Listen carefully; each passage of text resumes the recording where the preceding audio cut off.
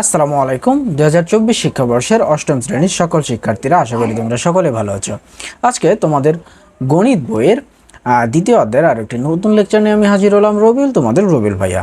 তো গত লেকচারে আমরা তোমাদের বইয়ের 29 নম্বর পৃষ্ঠার যে একক কাজ রয়েছে সে একক কাজের 1 নম্বরটা সমাধান করেছি, যেটা আমরা প্রথম অংশ বলেছি। আজকে 29 নম্বর পৃষ্ঠার যে একক কাজ 2 নম্বর আছে সেটা সমাধান করব। তো চলো লেকচার শুরু করা যাক। তো দেখো, প্রথমেই আমরা কিন্তু গত দিনে এই যেটা করেছি, রাইট? আমরা কিন্তু গত দিনে 1 নম্বরের যেই সমাধানটা সেটা করছি, আর আজকে আমরা করব এই 2 নম্বরটা। চলো আমরা একটু পড়ে দেখি কি বলছে এখানে। দেখো, এখানে বলছে যে নিচের ভগ্নাংশগুলোকে দশমিক ভগ্নাংশ আকারে প্রকাশ করে কোনো প্যাটার্ন খুঁজে পাও কি না বের করো। মানে এই ভগ্নাংশগুলোকে দশমিক ভগ্নাংশ, তার মানে কি, এটা এই ভগ্নাংশগুলোকে কি করতে হবে বলতো, আমাদের দশমিক ভগ্নাংশে কি করতে হবে, দশমিক ভগ্নাংশে আমাদের প্রকাশ করতে হবে এবং কোনো প্যাটার্ন খুঁজে পাই কিনা সেটা আমাদের একটু দেখতে হবে। এরপর প্রতি ক্ষেত্রে প্রাপ্ত দশমিক সংখ্যাকে উপরে দেখানো বিভিন্ন কৌশল বা সেগুলোর সমন্বয়ে সাধারণ ভগ্নাংশে রূপান্তর করে যাচাই করা। অর্থাৎ প্রথমে আমাদের দশমিক ভগ্নাংশে প্রকাশ করতে হবে এবং সেগুলাকে আবার এই দশমিক ভগ্নাংশ করার পরে সেগুলাকে আবার আমাদের কি করতে হবে, এই সাধারণ ভগ্নাংশ আকারে রূপান্তর করে যাচাই করতে হবে। তো চলো আমরা লেকচার শুরু করি। তো প্রথমেই দেখো যে আমাদের এই যে 1 নম্বরে যেটা বলা আছে, 1 নম্বরে যেটা বলা আছে, ঠিক আছে। 1 নম্বরে দেখো, এখানে দেওয়া আছে কি, আমি ধরলাম এটা 2 এর ক নাম্বার কাজ, ঠিক আছে, 2/3। তো সর্বপ্রথম আমরা কি করব, সর্বপ্রথম আমরা এই 3 দিয়ে 2কে ভাগ করে নেব। কেমন? 3 দিয়ে আমরা 2কে ভাগ করে নেব। তো চলো ভাগ করি। আচ্ছা, 3 দিয়ে কি 2কে ভাগ করা যায় না। তো সুতরাং আমরা এখানে একটা শূন্য নিয়ে নেব। এখানে একটা কি করব, শূন্য নিয়ে নেব। এখানেও একটা আমরা শূন্য নিয়ে নেব। এখন তুমি যদি এখানে বিয়োগ করো তাহলে কিন্তু 2 আসতেছে, তাই না? এবারও কিন্তু এই 3 দিয়ে এই 2কে কিন্তু ভাগ যাবে না। সুতরাং আমরা এখানে একটা কি নেব বলো তো, একটা দশমিক নেব। এখানে একটা দশমিক নেওয়ার কারণে আমরা এই যে এখানে একটা শূন্য নিয়ে নেব। কেমন? আচ্ছা, এরপরে দেখো তো 3 দিয়ে 20কে ভাগ যায় না? অবশ্যই যায়। এখন তুমি যদি নামতা পড়ো তাহলে 3 6 কত বলো তো? 3 6 হয় 18। তাহলে 3 6 18। আর এখানে কয়বার গেল? এখানে গেল হলো 6 বার। ওকে। আচ্ছা, এখানে যদি তুমি বিয়োগ করো, এখানে বিয়োগ করলে কত আসে বলো তো? এখানে বিয়োগ করলে আসে 2। এই যে দশমিক নিয়েছো, এটার জন্য তুমি আরো একটা মানে এর আগে দেখো এই 3 দিয়ে কিন্তু এই 2কে ভাগ যাবে না, যেহেতু দশমিক নিয়েছো এই জন্য ফ্রি আরো একটা শূন্য নিয়ে নাও। কেমন? আচ্ছা, এরপরে দেখো তো আবার কিন্তু ভাগ যায় কয় দিয়ে, মানে 3 6 18, আবার কিন্তু 18 যাচ্ছে। তাহলে কয়বার গেল হলো আমার কিন্তু 6 বার। আচ্ছা, এটারও কিন্তু ভাগফল কত, বিয়োগফল কত বলো তো? এটার বিয়োগফল কিন্তু 2, তাই না? এটার বিয়োগফল 2। এবার আরও একটা শূন্য কিন্তু তুমি এখানে ফ্রি নিতে পারবা। তাহলে এবারও যদি তুমি এখানে ভাগ করার চেষ্টা করো 3 দিয়ে 20কে, তাহলে এখানে আসে 18। তারপরে এখানে কয় তো বলো তো? এখানে আসে হলো 6, আর এখানে আসে 2। দেখো তো একটা নির্দিষ্ট প্যাটার্নে যাচ্ছে না, দশমিকের পর 6 6 6 যাচ্ছে না। তাহলে এটা কিন্তু তুমি যতবারই এভাবে শূন্য ফ্রি একটা করে শূন্য নিবা, বিয়োগ করবা, ততবারই কিন্তু এই যে 3 6 18 3 6 18 অর্থাৎ এই ফলাফল কিন্তু এটাই আসবে। অর্থাৎ পর্যায়ক্রমে এটা কিন্তু অসীম পর্যন্ত যাবে। ঠিক আছে, তাহলে আমরা এই পর্যন্ত রাখলাম। তাহলে এটা আমাদের উত্তর। তাহলে যেহেতু এটা আমাদের উত্তর, এটাকে আমরা আবার সাধারণ ভগ্নাংশে রূপান্তর করে যাচাই করব। ঠিক আছে, তো আমাদের আছে কি বলতো, আমাদের উত্তর পেলাম আমরা কত বলতো, 0.666, এটা পেলাম। তাহলে এটাকে যদি আমি একটু পৌনঃপৌনিক চিহ্ন দিয়ে একটু যদি লেখার চেষ্টা করি, তাহলে বিষয়টা এরকম হয় না, 0.6 পৌনঃপৌনিক, বা তুমি চাইলে এরকম করতে পারো 0.6 পৌনঃপৌনিক। আচ্ছা, তাহলে এটাকে আমরা এখন কি করব, সাধারণ ভগ্নাংশে প্রকাশ করব। তাহলে আমরা জানি এরকম কোনো দশমিক যুক্ত সংখ্যাকে আমরা সাধারণ ভগ্নাংশে প্রকাশ করার নিয়ম কি, যে আমাদের কয়টা পৌনঃপৌনিক, দেখো তো দশমিকের পরে কয়টা পৌনঃপৌনিক সংখ্যা আছে বা পৌনঃপৌনিক যুক্ত সংখ্যা আছে? একটা, 6, তাই না? তাহলে এই একটা যেহেতু আছে 6-এর উপরে আছে, এই জন্য আমাদের নিচে নিতে হবে কত বলো তো? নিচে নিতে হবে আমাদের 9। নিচে নিতে হবে কত বলো? 9। আচ্ছা, এরপরে দেখো তো দশমিকের পরে পৌনঃপৌনিক ছাড়া কোনো সংখ্যা আছে, অর্থাৎ পৌনঃপৌনিক সংখ্যাযুক্ত বাদ দিয়ে অন্য কোনো সংখ্যা আছে কিনা। দশমিকের পরে পৌনঃপৌনিক যুক্ত একটাই সংখ্যা আছে, সেটা 6। এই 6 বাদ দিয়ে আর কোনো সংখ্যা নাই, এই জন্য এখানে কোনো শূন্য আমরা দিলাম না। যদি এই পৌনঃপৌনিক যুক্ত সংখ্যা ছাড়া অন্য কোনো সংখ্যা থাকতো, প্রত্যেকটা সংখ্যার জন্য এখানে আমাদের একটা করে শূন্য নিতে হতো। আচ্ছা, এরপরে তাহলে উপরে কি করতে হবে, উপরে এই পৌনঃপৌনিক উঠাই দিয়ে দশমিক উঠাই দিয়ে যে সংখ্যাটা থাকবে সেই সংখ্যা, দেখো তো দশমিক উঠাই দাও, পৌনঃপৌনিক উঠাই দাও, 0 6, অর্থাৎ 6 থাকবে, তাই না? তাহলে আমরা এখানে 6টা লিখে দিব, তারপর দিব মাইনাস অর্থাৎ বিয়োগ। এরপরে আমরা কি করব, আমাদের দেখতে হবে যে এই যে দশমিক উঠাই দিয়ে পৌনঃপৌনিক যুক্ত সংখ্যা ছাড়া আর কোনো সংখ্যা কি এখানে আছে। দশমিক উঠাই দিয়ে পৌনঃপৌনিক যুক্ত সংখ্যা ছাড়া আর কোনো সংখ্যা কিন্তু নাই। তাহলে আমাদের দশমিক উঠাই দিলে এই সংখ্যা যদি বাদ দিয়ে দিই, তাহলে এখানে আমাদের সংখ্যা কয়টা, পৌনঃপৌনিক যুক্ত ছাড়া সংখ্যা হলো আমাদের 0টা, তার মানে এখানে আমরা 0 দিয়ে দেবো। আচ্ছা, এরপরে দেখো আমাদের কি করতে হবে, এখানে যদি তুমি বিয়োগ করো তাহলে আসে উপরে হলো 6, এখানে আসে কত 9। এরপরে যদি তুমি কাটাকাটি করো, 3 দিয়ে যদি কাটো তাহলে এখানে আসে 3 আর এখানে আসে হলো 2, তাহলে দেখো 2/3। আচ্ছা, দেখো তো আমরা কাজ শুরু করছিলাম কিন্তু এই যে এটাকে নিয়ে, তাই না? এই যে 2/3 এটাকে নিয়ে কাজ শুরু করছিলাম। এটাকে সর্বপ্রথম আমরা দশমিক ভগ্নাংশে রূপান্তর করছি। দশমিক ভগ্নাংশের ফলাফল কোনটা, 0.666। এরপরে যেহেতু আমাদের প্রথমে বলা আছে এই ভগ্নাংশকে দশমিক ভগ্নাংশে রূপান্তর করো, এরপরে এই দশমিক ভগ্নাংশকে আবার এই সাধারণ ভগ্নাংশ, অর্থাৎ এই যে সাধারণ ভগ্নাংশে আমরা রূপান্তর করলাম, এই সাধারণ ভগ্নাংশে যাচাই করতে হবে। তাহলে দেখো আমরা কিন্তু যাচাই করে ফেললাম। ওকে, তো এটা হলো আমাদের ক নাম্বার। তো চলো এরপরে আমরা যাব আমাদের খ নাম্বারে। দেখো খ নাম্বারে এখানে দেওয়া আছে কি, ধরো আমি 2-এর খ ধরলাম এটা, হ্যাঁ 2-এর ক্ষয়ে দেওয়া আছে কি বলো, 2-এর ক্ষয়ে দেওয়া আছে 61/90 দেওয়া আছে, তাই না? 61/90। তাহলে এটাকে আমরা সর্বপ্রথম 90/61 দেবো, 90/61। আচ্ছা, দেখো তো এই 90 দিয়ে কি 61কে ভাগ যাবে? যাবে না। তাহলে আমরা কি করব, তাহলে আমরা এখানে একটা শূন্য নিয়ে নেব। এই জন্য আমরা এখানেও একটা কি নেব, শূন্য নেব। এরপরে যদি বিয়োগ করো তাহলে আসে এখানে 61, তাই না? দেখো এবারও কিন্তু এই 90 দিয়ে 61কে ভাগ যাবে না। তাহলে কি করব, এটা আমরা আগের নিয়মে এখানে একটা দশমিক নেব। দশমিক নেওয়ার কারণে আমরা এই যে এই পাশে একটা শূন্য নিয়ে নেব। ক্লিয়ার? আচ্ছা, এরপরে যদি তুমি 90 দিয়ে এটাকে ভাগ দিতে মানে ভাগ করো, তাহলে ম্যাক্সিমাম 6 বার যদি দাও তাহলে আসবে হলো 500 আসবে 40। 500 কত বলো, 40। তাহলে কয়বার গেল, 6 বার। 6 বার যে 540, কিন্তু 7 বার গেলে আবার বেশি হয়ে যায়। 7 বার গেলে কিন্তু বেশি হয়ে যায়, 6 বার গেলে 540। এখানেও যদি তুমি কাটাকাটি করো বা বিয়োগ করো তাহলে এখানে আসে 0, এখানে আসে হলো 7, এখানে আসে কত বলো, এখানে আসে 7। হাত থেকে 1, ওই 1 এর সাথে বিয়োগ দিলে 70। তাহলে এই যে দশমিক নিলে এটার জন্য আরও একটা ফ্রি কিনেও শূন্য নিয়ে নাও।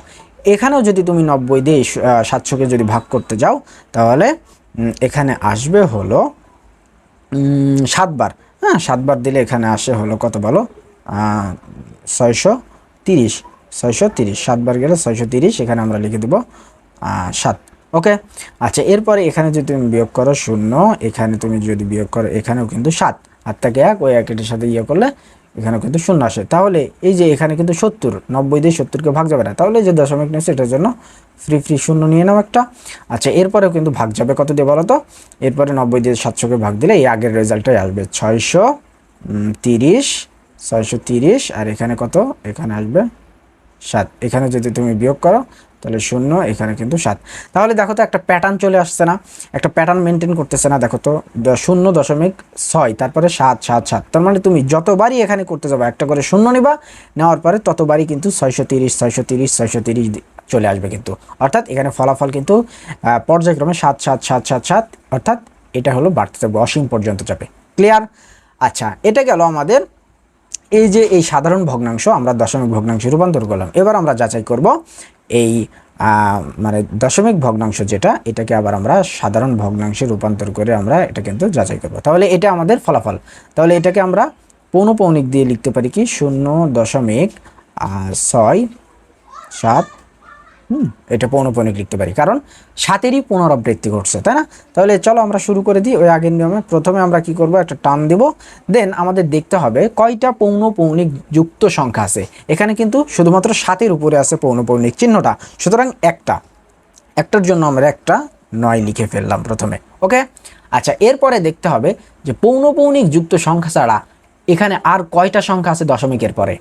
ঠিক আছে, দশমিকের পরে পৌনঃপুনিক যুক্ত সংখ্যা ছাড়া একটা সংখ্যা আছে, সেটা হলো 6। এই একটা সংখ্যার জন্য আমরা এখানে একটা 0 দিয়ে নেব। ক্লিয়ার? আচ্ছা, এরপরে আমাদের কি করতে হবে, দশমিকটা উঠাই দিব, পৌনঃপুনিকটা উঠাই দিব, দিয়ে আমাদের কি সংখ্যা থাকে, দশমিক উঠাই দিয়ে পৌনঃপুনিক উঠাই দিলে থাকে হলো এরকম 0, 6, 7, অর্থাৎ 67। তাহলে আমরা এখানে লিখে দিব 67, তারপরে বিয়োগ।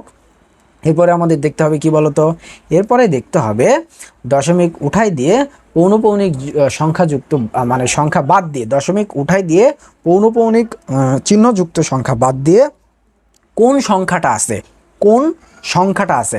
দেখো তো, দশমিক যদি এখানে উঠাই দাও আর পৌনঃপুনিক যুক্ত সংখ্যা যদি এখান থেকে উঠাই দাও, তাহলে এখানে থাকে কত বলো তো, এখানে থাকে 6, এখানে থাকে কত, 6। তাহলে এখানে তুমি যদি বিয়োগ করো তাহলে এখানে আসে 61, এখানে আসে 90।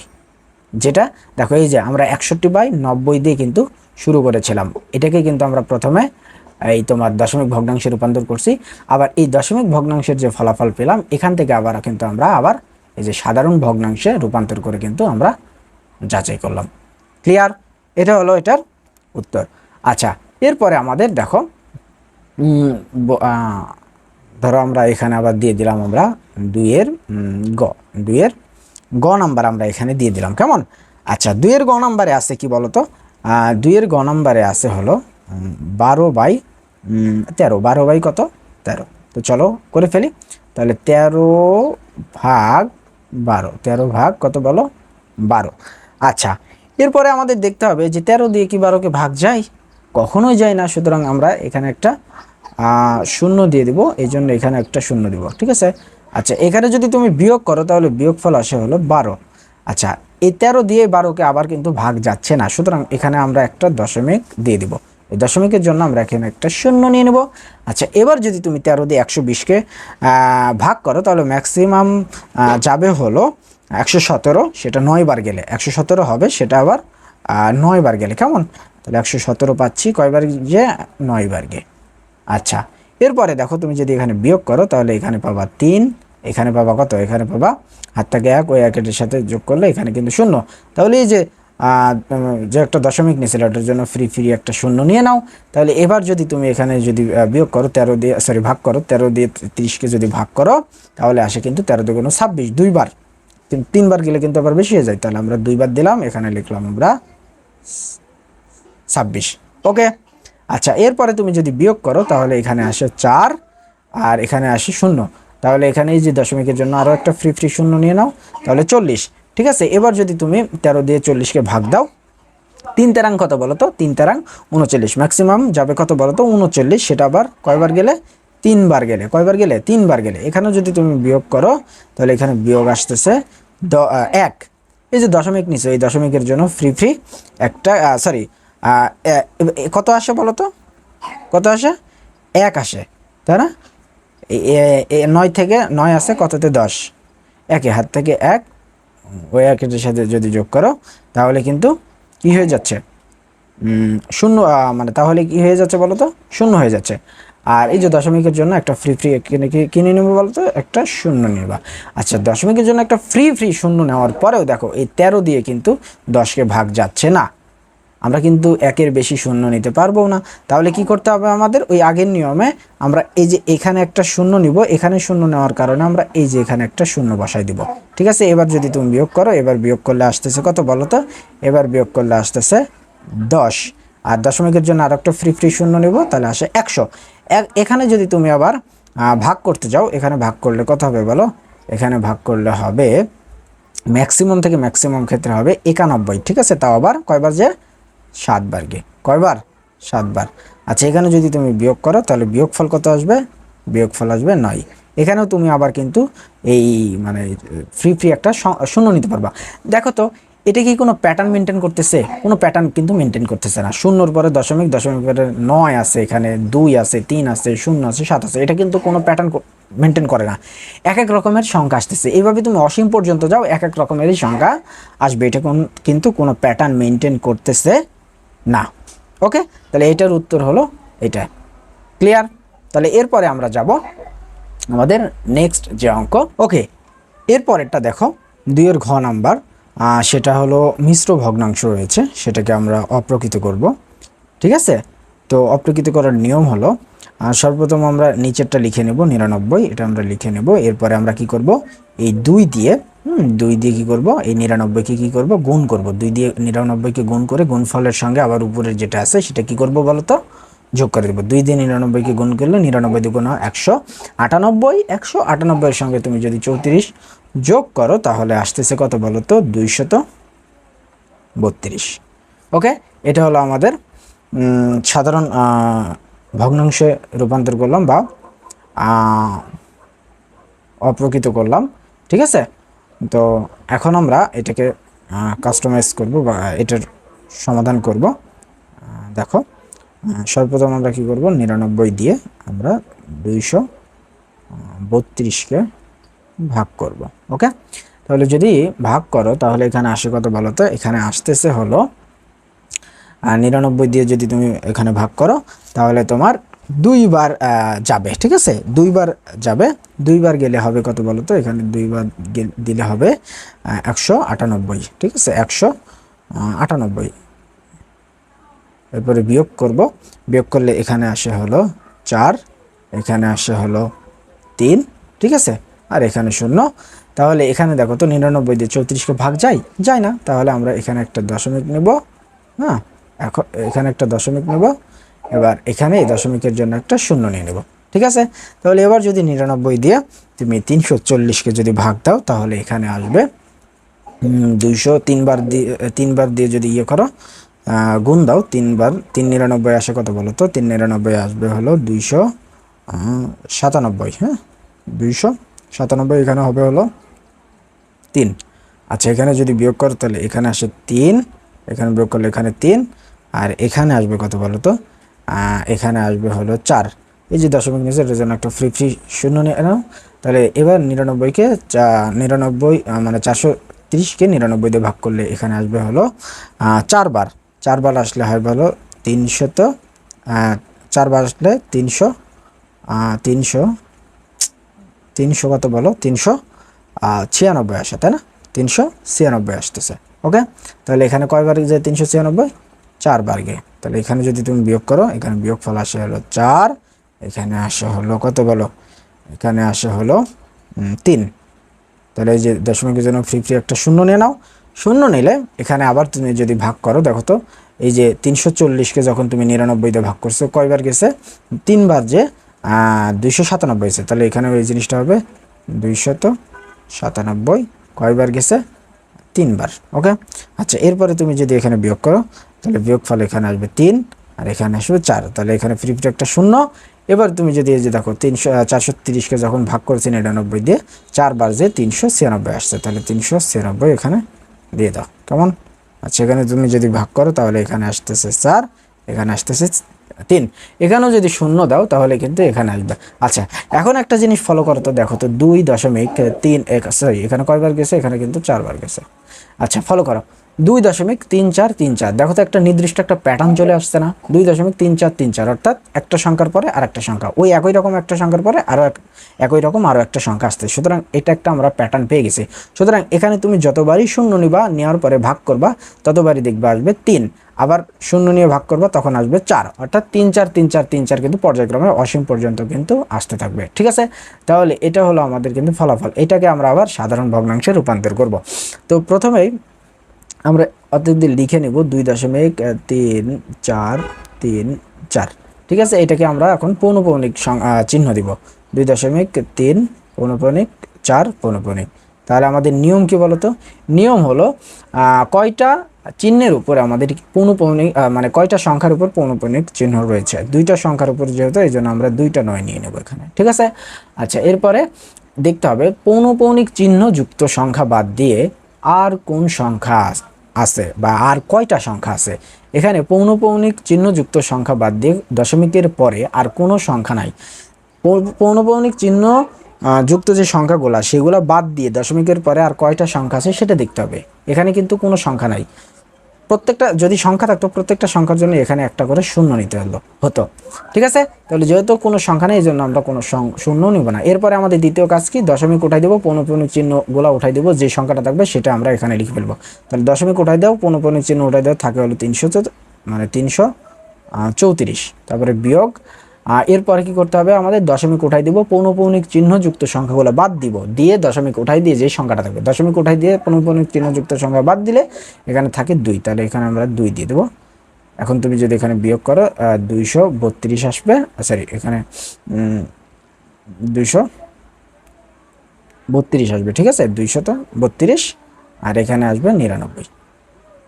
এই যে দেখো এটা কিন্তু চলে আসলো আমাদের এই যে এই দশমিক ভগ্নাংশের সাধারণ ভগ্নাংশ। ঠিক আছে, তাহলে এখানে দেখো এখানে কিন্তু আমরা শুরু করেছিলাম কাজ কোনটা বলো তো, 232/99 দিয়ে এটা কিন্তু সর্বপ্রথম দশমিক ভগ্নাংশে রূপান্তর করলাম, আবার এই ফলাফল থেকে আবার আমরা যাচাই করলাম সাধারণ ভগ্নাংশ। তো এটা হলো তোমাদের 2 নম্বর একক কাজ। তো লেকচার যদি ভালো লেগে থাকে অবশ্যই চ্যানেলটি সাবস্ক্রাইব করে বেল আইকন বাটনটি অল করে রাখবা, যাতে যে কোনো ধরনের লেকচার আপলোড করার সঙ্গে সঙ্গে তোমার কাছে সবার আগে পৌঁছে যায়। দেখা হবে আগামী লেকচারে, ভালো থাকো, ধন্যবাদ সবাইকে।